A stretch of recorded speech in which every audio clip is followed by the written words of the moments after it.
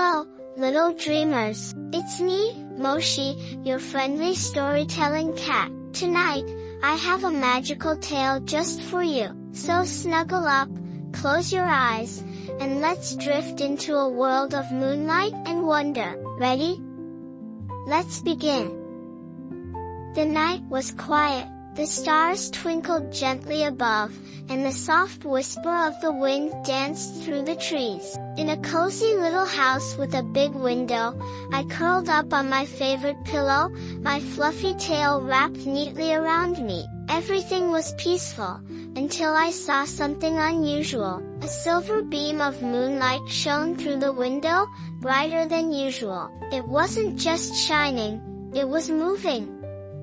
A soft shimmer, like a gentle invitation, flickered on the floor. Curious, I stretched my paws and patted closer. What's this? A secret message from the moon? I thought. My whiskers twitched with excitement. There was only one way to find out. So, with a tiny leap, I stepped into the light, and suddenly, whoosh, everything changed. The air around me shimmered like stardust, and before I knew it, I was floating. Up, up, up, higher than the rooftops, past the tallest trees, until I found myself in a place I had never seen before. The sky was deep blue and filled with glowing fireflies, their tiny lights blinking like baby stars. The ground was soft and sparkled like a blanket of midnight snow, but the most wonderful thing of all was the great moon tree. Its branches glowed like silver ribbons, stretching high into the sky, and at its very top sat a tiny, flickering star, trapped in the branches. Oh no! A lost star! I gasped. The little star twinkled sadly. It had fallen from the sky and needed help getting back home. I took a deep breath and said, "Don't worry, little star. I, Moshi the Brave, will help you find your way." As I climbed the glowing branches, I met some very sleepy creatures. First, there was Ollie the owl, his fluffy feathers ruffled as he blinked slowly at me. "Who, Moshi? What are you doing here so late?" he yawned. "I'm helping this little star get home." "Can you help?" Ollie stretched his wings and nodded. "Follow the fireflies, they will show you the way." Next, I met Luna the lullaby moth, who hummed a soft, sleepy tune. "Moshi, the higher you go, the lighter you must feel," she whispered. "Take a deep breath, and let the moonlight lift you." I did as she said, breathing in and out, and suddenly, I wasn't climbing anymore, I was floating again. At the very top of the tree, the little star twinkled excitedly. But how would I help it reach the sky? Then, I heard a soft voice from above. It was the moon herself. "Moshi, sometimes the bravest thing to do, is to take a leap of faith." I looked at the little star. It twinkled at me, trusting me. So, I took a deep breath, counted to 3, and with a big, soft leap, I tossed the little star high into the sky. The moment it touched the clouds, whoosh, the star zoomed back into its place, shining brighter than ever. "You did it, Moshi," the moon whispered. A warm light surrounded me, and before I knew it, I was back in my cozy little house, curled up on my pillow. The silver moonbeam still shone through the window, but this time, it was still and calm, as if saying, "Thank you." I purred softly, my tail curling close. "Good night, little star," I whispered, and with a deep, cozy sigh, I closed my eyes, and drifted off into the sweetest dreams. And that, dear dreamer, is the story of Moshi and the magical moonlight. Close your eyes now, feel the gentle glow of the moon, and drift into your own dreamland. Sweet dreams, and good night.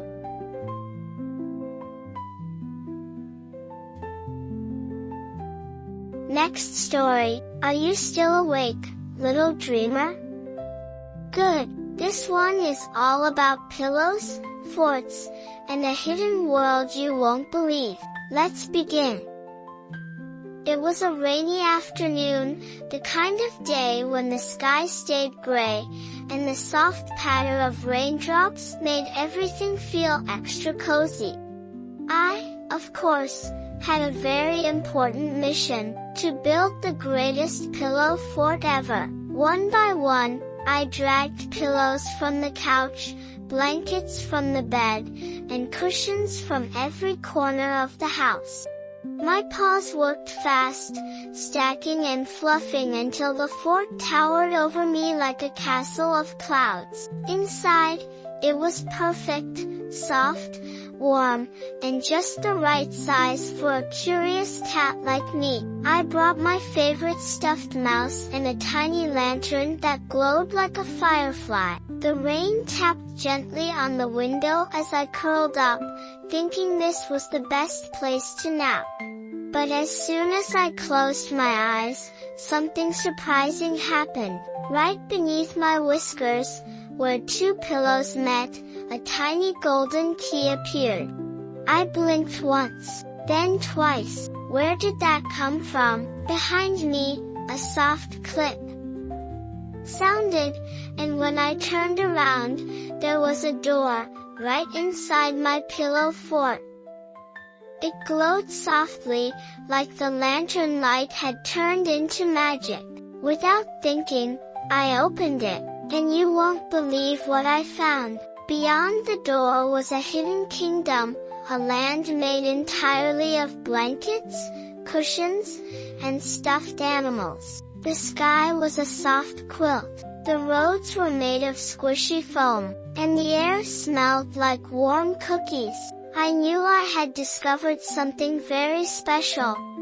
As I padded along the squishy paths, I met the rulers of the land, Sir Snugglepaws, the brave teddy bear, and Princess Fluffytail, a bunny with the softest ears you've ever seen. "Welcome, Moshi," Sir Snugglepaws said with a bow. "We've heard stories of your epic fort building skills. Would you help us build the grandest pillow palace?" Well, how could I say no? Together, we built towers of velvet cushions, bridges of knitted scarves, and a throne made of the fluffiest blankets. When we finished, the kingdom cheered, and the stars above the quilted sky twinkled extra bright. That night, the plushies threw a midnight feast. We sipped warm milk, munched on tiny cookies, and listened to soft music played by a band of musical mice. As the party slowed, Sir Snugglepaws handed me the golden key. "Whenever you build a pillow fort, Moshi," he said softly, "this key will always open the door to our world."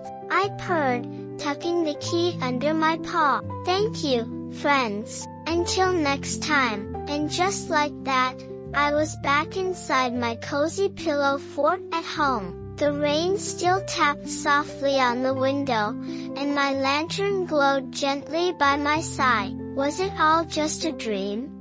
Maybe, but I still had the golden key, and the feeling that next time I built a fort, something magical might happen again. I yawned, curled up tighter, and smiled. Good night, little dreamer. Rest well.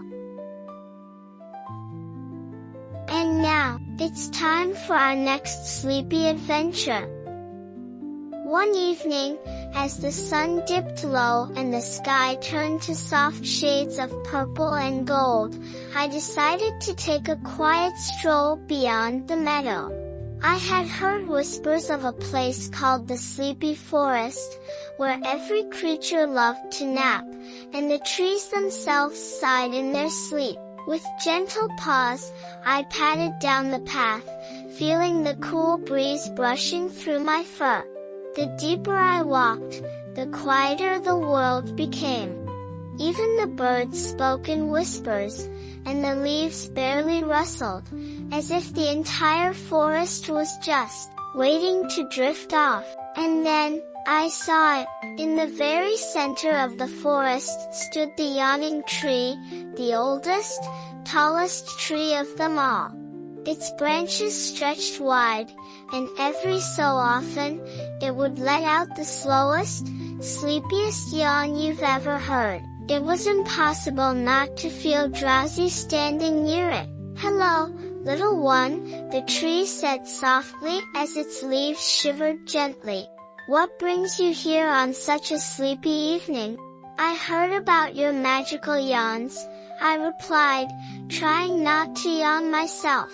"I wanted to see if they're as powerful as everyone says." The tree chuckled, a sound like the wind blowing through 1,000 pillows. "Oh yes," it said, "one good yawn from me, and even the moon starts to nod off." And just like that, the tree yawned again, a long, slow, stretching yawn that made my whiskers droop, my eyes water, and my tail curl into the softest little ball. Around the tree, I noticed other sleepy creatures. A family of hedgehogs snoozed beneath a mushroom umbrella. A fox with a velvet scarf snuggled under a pile of leaves. And high above, tiny squirrels tucked themselves into hollow branches like acorns in cozy beds. "Why is everyone so sleepy here?" I asked. "Because rest is important," the yawning tree explained. "In the sleepy forest, we believe that slowing down and dreaming is just as important as running and playing." And I had to admit, that sounded perfect. Before I knew it, I was invited to join the nightly tradition. Everyone gathered around the yawning tree to share one big, final yawn before bedtime. "Ready?" the tree asked. I nodded, and together we all took a deep breath, and let out the slowest, sleepiest yawn. It felt like the whole world paused just to sigh. Even the stars above twinkled a little softer. With a sleepy purr, I thanked the yawning tree and promised to visit again. As I made my way back home under the night sky, I carried the forest's lesson with me. Sometimes, the best thing you can do is simply rest. Back in my cozy spot, I curled up with my paws tucked under me and drifted off with a smile, thinking of the sleepy forest and all my new napping friends. Let's stay cozy. The night isn't over yet. It's time for another sleepy adventure. It was one of those peaceful nights when the world felt extra quiet, and the stars above sparkled like tiny lanterns guiding dreamers to sleep. I was perched by the window, paws tucked under my belly, when I noticed something unusual. Up high, a star began to drift, not across the sky like the others, but gently downward, as if it had forgotten how to shine. I watched with wide eyes as it floated softly to the ground, landing just beyond the garden gate. "A lost star?" I whispered to myself. Without hesitation, I leapt down from my cozy spot and padded out into the cool night air to find it. There, resting on a patch of soft grass, was the tiniest star I'd ever seen. It twinkled faintly, looking tired and unsure. "Hello, little one," I purred, crouching beside it. "Did you fall all the way from the sky?" The star gave a tiny flicker, almost like a nod. It was clear it needed help getting back to where it belonged. "Don't worry," I whispered gently, "we'll find a way to send you home." I wrapped the star carefully in a scarf as soft as a cloud and set off into the night, determined to return my new friend to the sky. We walked quietly under the glow of the moon, the star resting peacefully in the folds of the scarf.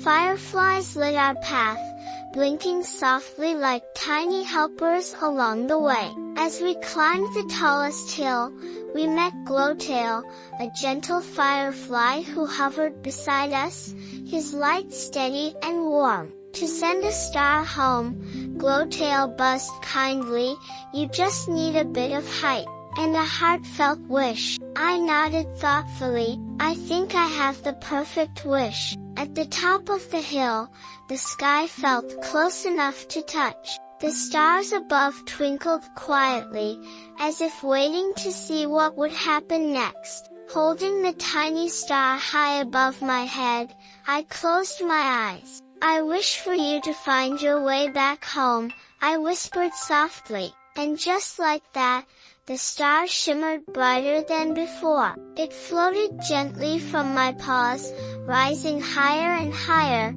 until it rejoined its place in the night sky. The other stars seemed to sparkle extra bright, welcoming their friend back with a silent celebration. I stayed on the hilltop for a moment, watching the sky, feeling peaceful and proud. Then, with a quiet purr, I turned and padded home under the sleepy gaze of the moon. Back in my favorite spot, curled up and warm, I glanced out the window one last time. Good night, little star, I whispered. Shine bright, for all the dreamers watching.